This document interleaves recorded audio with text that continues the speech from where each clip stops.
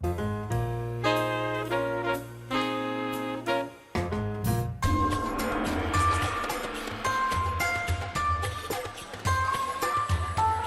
place opened like about 16 years ago already, and we start doing the Chinese foods. And a few years later, we added Thai, and 3 years ago, we added Japanese foods.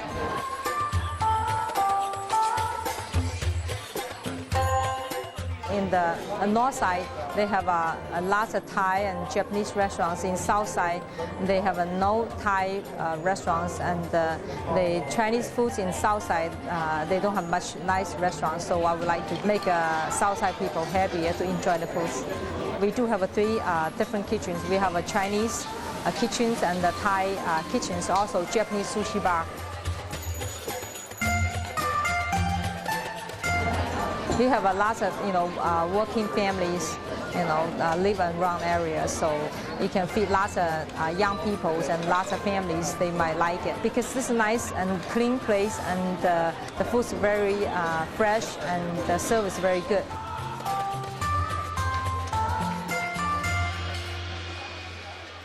So Tom, you've been going to Chai Tung for years. Yes, Tell us about this place.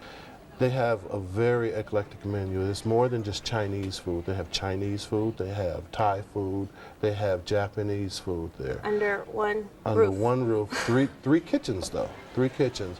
And going there to me is a culinary adventure, like I was saying earlier. I love to go places and try different things.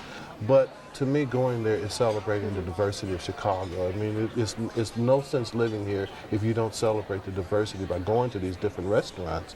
And Chai Tung provides that for me. By the way, is there anybody that did not grow up without Chinese restaurants?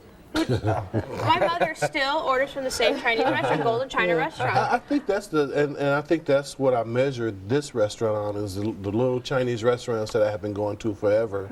Actually, I went to high school in this neighborhood, and I was really surprised to see that this restaurant had suddenly sprung up. I didn't know it from its other incarnations, but there's no other Chinese restaurant in the neighborhood that's like this, and I presume that this is a pretty big restaurant, that it's the only one.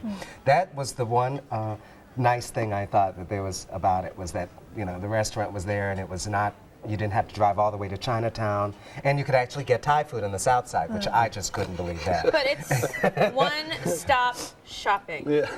Yeah, it's everything. The whole thing seemed a little bit overwhelming, like I say, a huge menu, and you just kind of don't know where to go, and then, all the food, and it just seemed, I don't know, I guess I prefer if they just had chosen one and gone in that direction. So what do you eat there, Tom?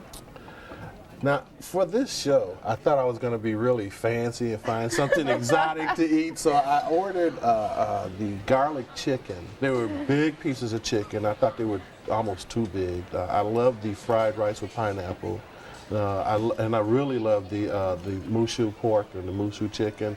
Those to me are to die for, and I've had those all over the city. Wow. I had several things. I had a sashimi platter, which I really didn't like that much. Then I had, on the Thai menu, I had a curried roasted duck with cherry tomatoes in a green curried sauce. But then there was something that I really didn't like. I ordered from the Chinese menu shrimp dumplings.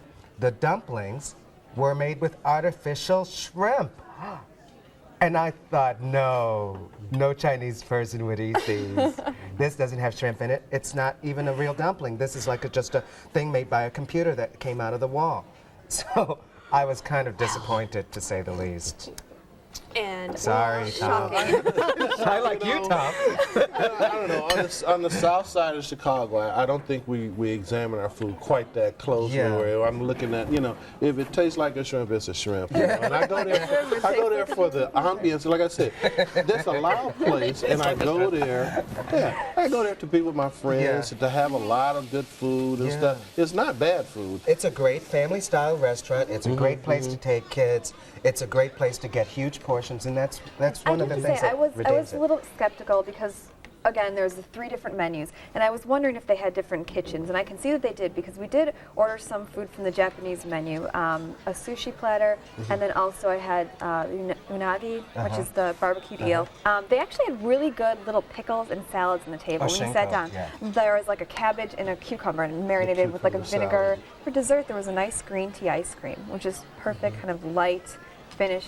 But it was good, and it was especially, much more than I was expecting for a place that did the Chinese and the Thai and the Japanese. Yeah.